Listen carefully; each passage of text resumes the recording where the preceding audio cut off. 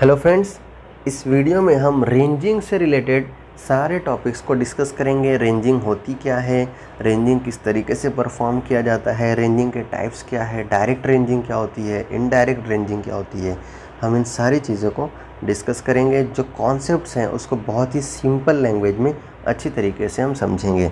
तो चलिए शुरू करते हैं। सबसे पहले definition, it is a process of establishing A number of intermediate points on a survey line joining two stations in the field so that the length between the station may be measured accurately। देखो इसकी definition क्या है। It is a process of establishing a number of intermediate points. दो points तो हमारे fix रहेंगे, एक starting point और एक एंड पॉइंट, और इन दोनों पॉइंट्स के बीच में नंबर ऑफ इंटरमीडिएट पॉइंट्स हो सकते हैं। एक हो, दो हो, पाँच हो, 10 हो, कितने भी हो सकते हैं। और इन पॉइंट्स को हमें इस्टेब्लिश करना है, हमें बनाना है। हम इसको इरेक्ट करेंगे, हम साइड पर इसको बनाएंगे। तो हमें जो इंटरमीडिएट पॉइंट्स हैं उसको इस्टेब्लिश करना पड़ेगा। कहाँ पर करेंगे हम? जो सर्वे लाइंस हैं उनके बीच में, जो दो पॉइंट्स रहेंगे, दो स्टेशंस रहेंगे, उन दोनों के बीच में। क्यों करेंगे? So that the length between the station में be measured accurately.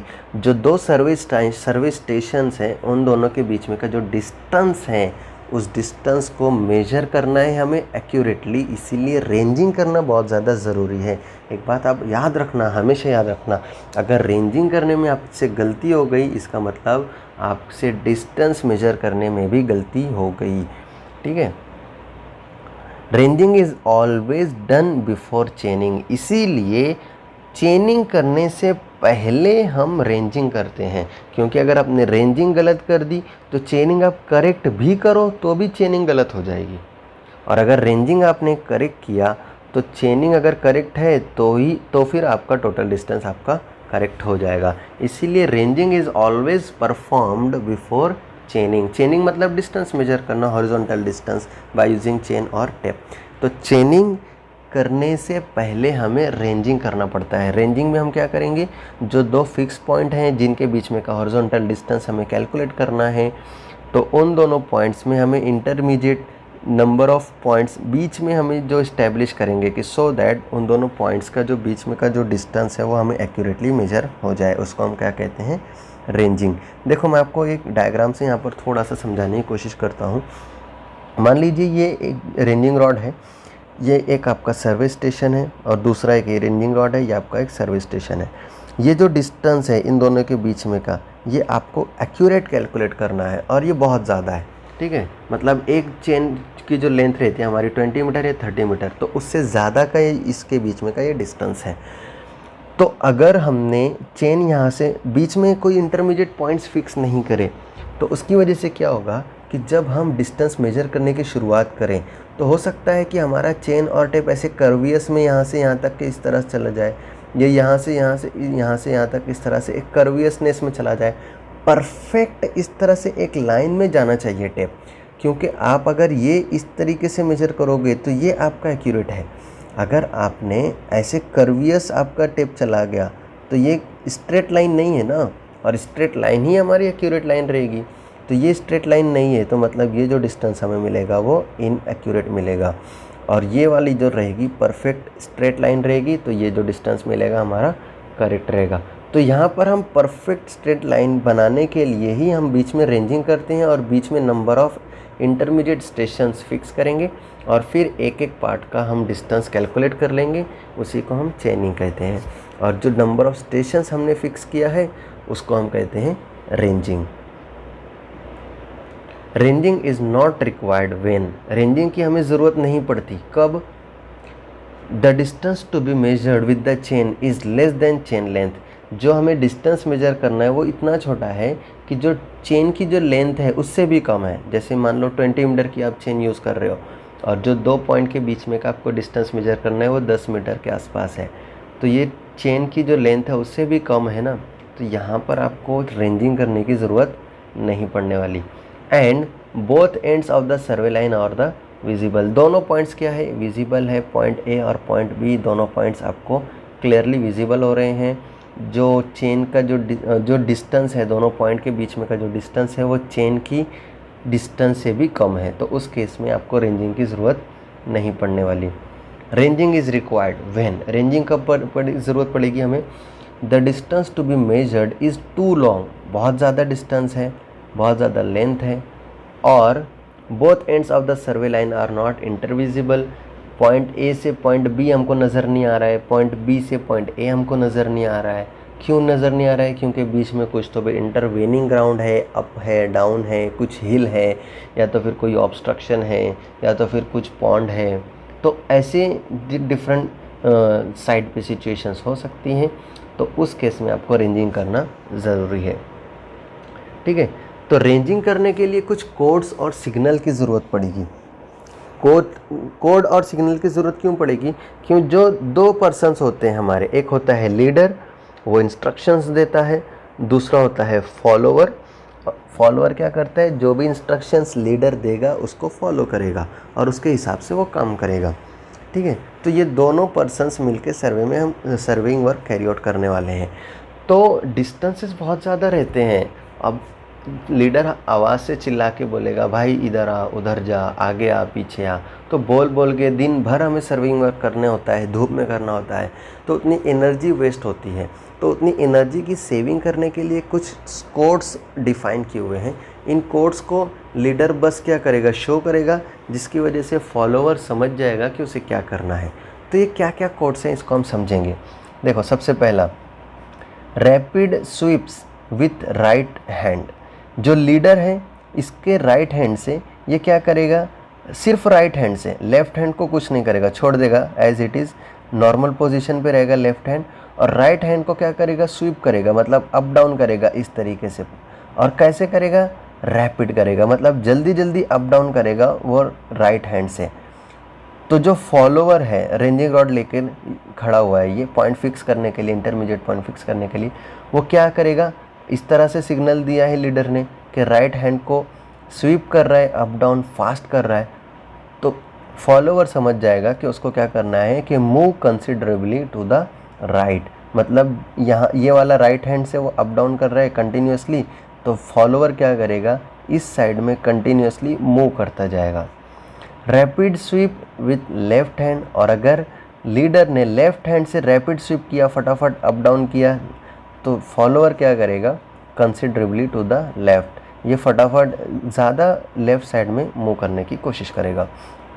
Slow sweep with right hand, अगर लीडर ने राइट हैंड से स्लो स्वीप किया, मतलब धीरे धीरे अप डाउन कर रहा है वो राइट हैंड से, इसका मतलब क्या, फॉलोवर क्या करेगा, move slowly to the right, ये राइट साइड में फॉलोवर धीरे धीरे धीरे मूवमेंट करेगा।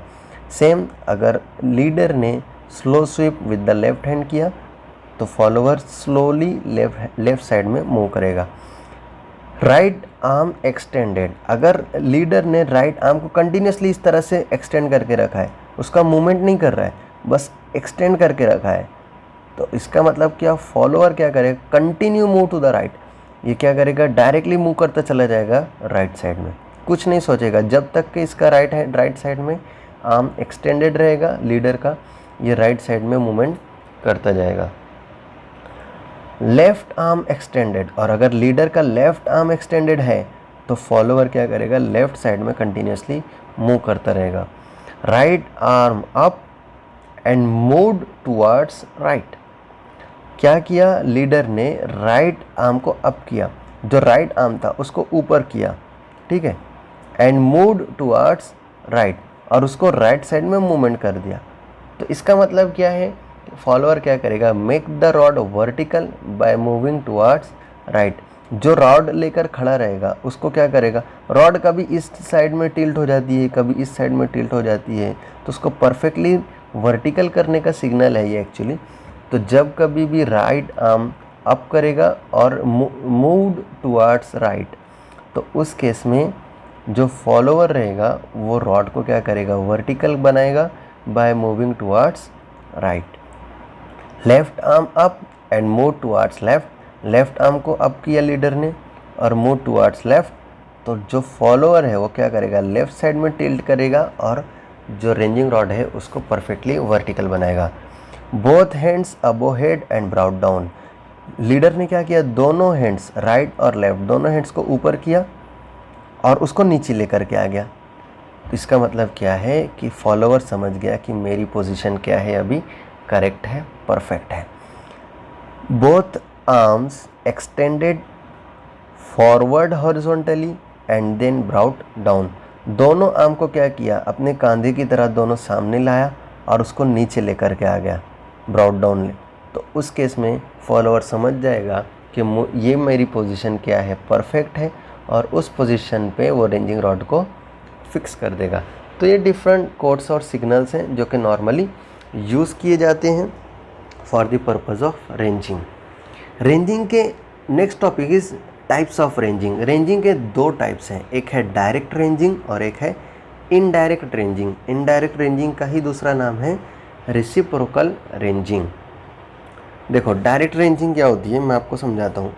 अभी तक के हमने जो कोड सिग्नल्स यूज़ किया, नॉर्मली सबसे ज़्यादा यूज़ डायरेक्ट रेंजिंग में होता है, वैसे इनडायरेक्ट में भी होता है कोड सिग्नल्स।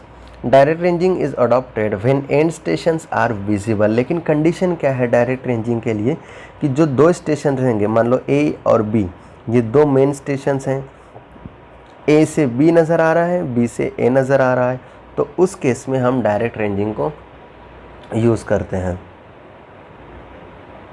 किस तरीके से करेंगे, मतलब देखो ए से बी तक का डिस्टेंस हमें कैलकुलेट करना है, तो यहाँ पर हम सी पॉइंट और डी पॉइंट क्या कर लेंगे, बाय यूजिंग डायरेक्ट रेंजिंग हम फिक्स कर लेंगे। पहले लीडर यहाँ पर रहेगा और फॉलोअर पॉइंट सी को फिक्स करेगा। लीडर इंस्ट्रक्शंस देगा, कोड और सिग्नल्स यूज़ होंगे, पॉइंट सी फिक्स हो जाएगा। फिर सी और पॉइंट बी इन दोनों को यूज़ करके लीडर फिर से इंस्ट्रक्शंस देगा और पॉइंट डी यहाँ पर लोकेट और इस्टेब्लिश हो जाएगा। इस तरीके से हम डायरेक्ट रेंजिंग करेंगे। नेक्स्ट इज़ इनडायरेक्ट रेंजिंग और रेसिप्रोकल रेंजिंग। ये थोड़ा सा टफ है, इसको हम समझेंगे एक्चुअली। ये कब करते हैं, it is adopted when end stations are not visible. जो ए से बी है वो नज़र नहीं आ रहा, या बी से ए है वो हमें नज़र नहीं आ रहा, तो उस केस में हमें इनडायरेक्ट रेंजिंग करना पड़ता है। अब ए से बी नज़र नहीं आ रहा, तो उसका रीज़न क्या है, हो सकता है कि ए और बी के बीच में कोई हिल है, कोई पहाड़ी है, जिसकी वजह से हमें बी पॉइंट नज़र नहीं आ रहा है, तो उस केस में हमें इनडायरेक्ट रेंजिंग करना पड़ेगा। देखो ये पॉइंट ए है और यहाँ पर ये हिल है, हिल पोर्शन है, तो ए से खड़े होने के बाद में हमें बी नज़र नहीं आ रहा है, और बी से खड़े होने के बाद में हमें ए नज़र नहीं आ रहा है, और ये हमें ए से बी तक का डिस्टेंस हमें कैलकुलेट करना है। तो उस केस में हम पहले रेसिप्रोकल रेंजिंग या इनडायरेक्ट रेंजिंग करके हम एक परफेक्ट लाइन, हॉरिजॉन्टल लाइन बनाएंगे, और फिर चेनिंग करके हम डिस्टेंस कैलकुलेट करेंगे। तो इनडायरेक्ट रेंजिंग हम किस तरीके से करते हैं कि पहले हम दो पॉइंट्स फिक्स करेंगे, ए और बी, ये दोनों तो फिक्स पॉइंट्स हैं। हम इसके बीच में दो ऐसे पॉइंट्स सिलेक्ट करेंगे कि सी से बी नज़र आ जाए। सी एक ऐसा पॉइंट हम सिलेक्ट करेंगे जहाँ से बी नज़र आ जाए, और डी एक ऐसा पॉइंट हम सिलेक्ट करेंगे कि जहाँ से ए नज़र आ जाए। ठीक है, अब ए से हमें क्या डी पॉइंट दिख रहा है, ठीक है, तो इससे क्या करेंगे, देखिए मैं इसको नेक्स्ट यहाँ से बताता हूँ आपको। ये पॉइंट ए है, यहाँ पर बीच में हिल है, और ये पॉइंट बी है। बी से ए नज़र नहीं आ रहा और ए से बी नज़र नहीं आ रहा है, ठीक है। तो सबसे पहले क्या करेंगे, हम एक इंटरमीडिएट पॉइंट सी और डी हम यहाँ पर फिक्स कर लेंगे। अब ए से सी तो नज़र आ रहा था, ठीक है, तो क्या करेगा, डी वाला यहाँ पर एक फॉलोवर है और यहाँ पर एक फॉलोवर है, ठीक है। डी पे क्या करेगा, डी पे एक बंदा खड़ा है, हमारा लीडर है, सॉरी डी पर एक लीडर है D1 पे, और यहाँ पर C1 पर एक दूसरा फॉलोअर है। तो D1 क्या करेगा, इस C1 को ए पॉइंट ऑब्जर्व करके ए के रेफरेंस में उसको रेंजिंग कर देगा और यहाँ पर लेकर आ जाएगा, ठीक है, जिससे क्या हो जाएगा, D1, C2 और A ये क्या हो जाएंगे, एक परफेक्ट हॉरिजॉन्टल लाइन पर आ जाएंगे। अब यहाँ से C और D, देखो D से A नज़र आने वाला है और C से B नज़र आने वाला है, ये आपको याद रखना है हमेशा, ठीक है। D एक पॉइंट ऐसा सिलेक्ट किया है हमने जहाँ से A नज़र आने वाला है, और C एक ऐसा पॉइंट हमने सिलेक्ट किया है जहाँ से B नज़र आने वाला है।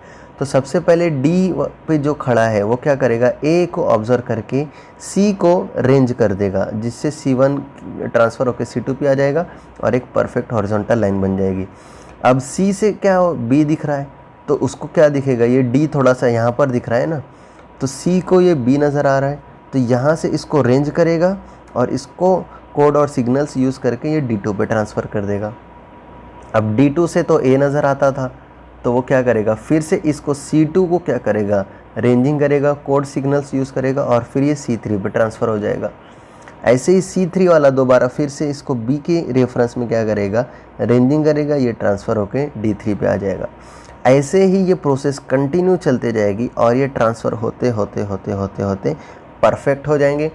एक पॉइंट ऐसा आएगा कि D से A दिख जाएगा और C से B दिखेगा और D से C और A एक लाइन में दिखेंगे और C से D और B एक लाइन में दिखेंगे। मतलब ACD ये लाइन क्या हो गई, हमारी परफेक्ट हॉरिजॉन्टल लाइन यहाँ पर बन गई है। तो इस प्रोसीजर को हम कहते हैं इनडायरेक्ट रेंजिंग।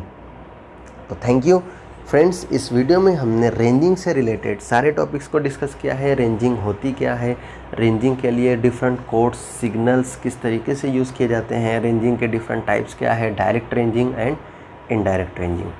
Thank you.